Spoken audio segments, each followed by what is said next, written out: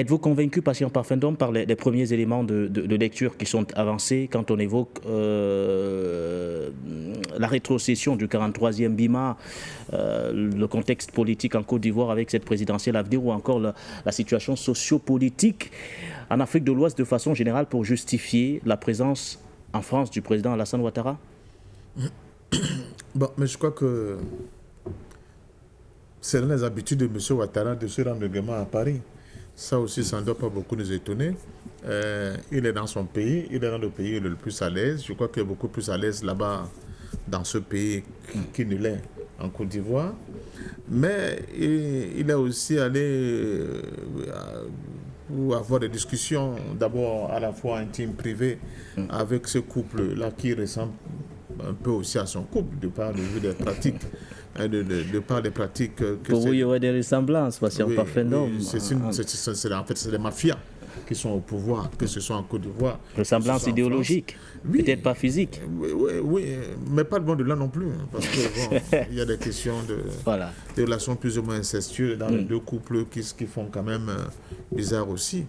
Mais surtout, la question de la protection des intérêts de la France en Côte d'Ivoire et dans la sous-région, avec les nouvelles dynamiques qui sont en train de prendre le pas sur les anciennes réalités dont il faut savoir tenir compte. Aussi la volonté, plus ou moins la tentation de M.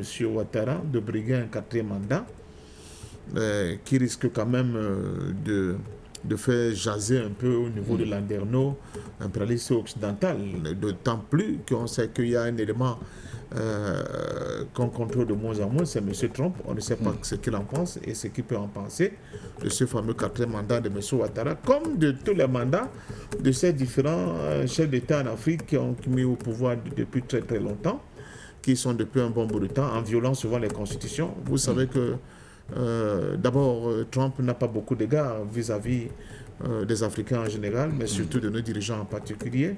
Et quand on voit même le traitement qu'il est en train d'infliger à ses propres amis, je pense au Canada et même à l'Union européenne, on ne serait pas étonné un matin d'avoir une sortie de Trump qui remet en cause cette tentative de longévité infinie, à vitam aeternam de certains de nos dirigeants qui ont fait le gros de leurs possibilités en tant que chef d'État. Donc M. Ouattara, protéger les intérêts de la Côte d'Ivoire, il y a beaucoup de choses qui bougent. Il y a aussi des relations sur le plan, j'allais dire, sécuritaire avec les pays de l'AES.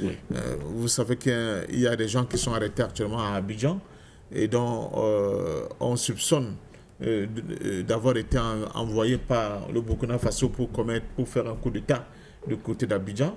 Et c'est peut-être pour cela que Soro peut rentrer aussi en ligne de compte dans le jeu.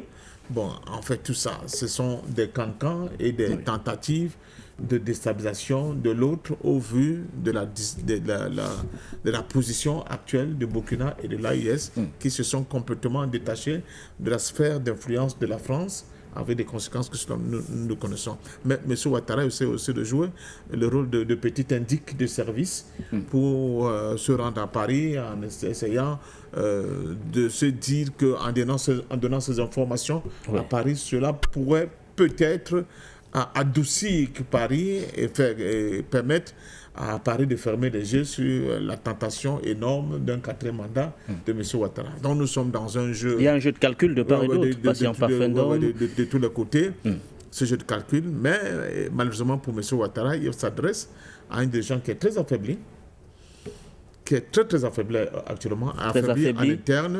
En interne, on annonce le 49.3 qui a été à nouveau brandi par le Premier ministre François Bayrou ce lundi pour faire passer son projet de loi de finances. Et avec le risque d'une motion de censure de la part de l'opposition, qui risque d'aboutir encore à une défiance vis-à-vis de ce gouvernement. Sans oublier l'affaire Owen, comment ça s'appelait, Candace Owen, sur le couple Macron, tu vois, je m'amène les pattes, je dis Ouattara, le couple Macron, qui risque de secouer sérieusement, n'est-ce pas, l'ensemble de l'établissement politique française.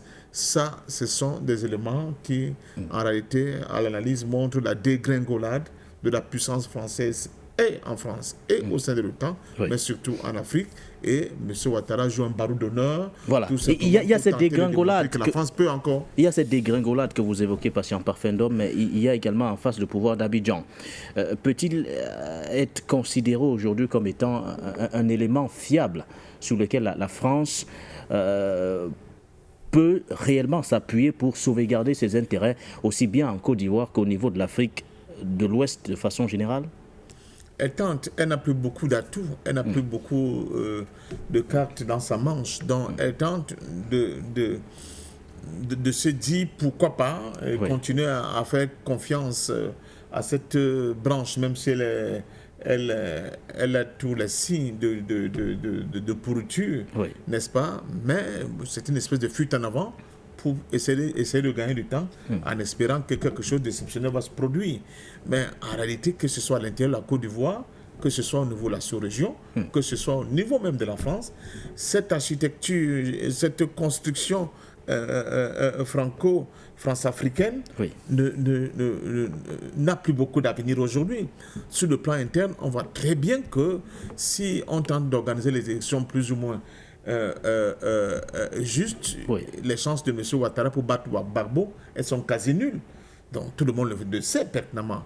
Bon, la tentation, c'est d'écarter le président Gbagbo, n'est-ce pas, de l'élection, avec d'autres qui peuvent le gêner pour s'ouvrir un boulevard. Mais là encore, il y a beaucoup d'incertitudes quant à la perspective d'une telle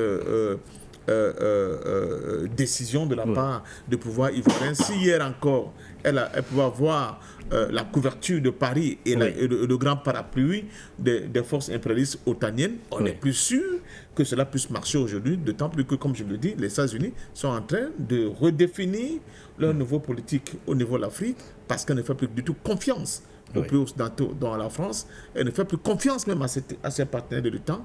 On a l'impression qu'elle est décidée de prendre les taureaux par les cornes elle-même et d'évoluer en solo au niveau du continent africain. Et on ne sait pas ce que M. Trump peut prendre comme décision pour renouveler, n'est-ce pas, ces liens nouveaux avec des peuples africains, même si ce qui a déjà été annoncé avec cette tentative d'intimidation vis-à-vis de l'Afrique du Sud ne rassure pas beaucoup. D'abord, aujourd'hui, j'ai fait des menaces qui sont faites de part et d'autre, même si... J'ai dit qu'avec Trump, il y a du bon, il y a du moins bon, mais il y a aussi du très, très haïssable. Mais là, c'est de l'ingérence, parce qu'en parfait d'homme, quand on regarde les déclarations de Donald Trump, même si le président Ramaphosa a réagi de la plus belle des manières en démontrant que nous n'avons pas grand-chose à attendre de vous, en dehors de projets, n'est-ce pas, pour aider les malades atteints de VIH. Nous n'avons pas grand-chose à attendre de vous, donc nous n'allons pas le laisser intimider. C'est-à-dire que la question de la réforme agraire, même en Afrique du Sud, est remise en cause par M. Trump. Vous voyez, bon. À quel niveau il est capable, justement mais il a quand même à côté de lui Elon Musk, qui, comme vous devez le savoir, qui est d'origine sud-africaine. Dans l'un, dans l'autre, forcément, on peut bien comprendre de quoi ça retourne. Mais c'est pour vous dire que, même pour ceux qui applaudissent quant à la venue de Trump au pouvoir, c'est vrai, j'ai dit, il y a du bon. Il y a des choses quand même qui nous plaisent. Il y a des choses, il y a du moins bon, mais il y a aussi du très, très haïssable. C'est une fois de plus une occasion de dire aux Africains, vous ne pouvez compter que sur vous-même. Sinon,